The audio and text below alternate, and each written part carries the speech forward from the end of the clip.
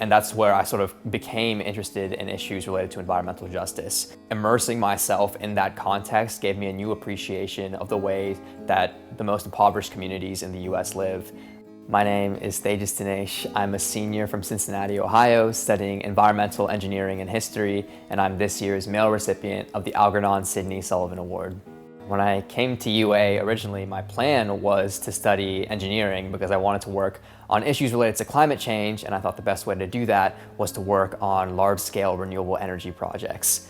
Once I got to Alabama, however, I got to meet with many of the communities who were on the front lines of the fight against climate change, and I realized that the issue transcended purely technical solutions. Instead, answers relied on things like finance, on business, on policy, and grassroots organizing. And so I became interested in the ways that all of those four things converge.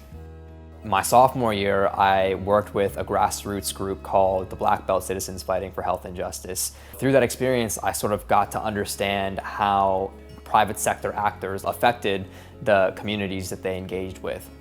So I began to think about the thousands of companies that University of Alabama either directly or indirectly engages, and I thought about ways that we might use resources to kind of combat issues like environmental justice, issues like climate change, and also social issues like human rights abuses. The Capstone Commission on Socially Responsible Investing is a student-run group that looks at the University of Alabama's endowment fund and analyzes its environmental, social, and governance performance.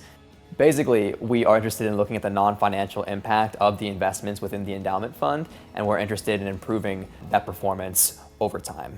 I've definitely had a lot of mentors. One that immediately comes to mind is Jacqueline Morgan. She's one of those people who is really inspiring because she pushes you to take what you've learned in the classroom and apply it to the real world.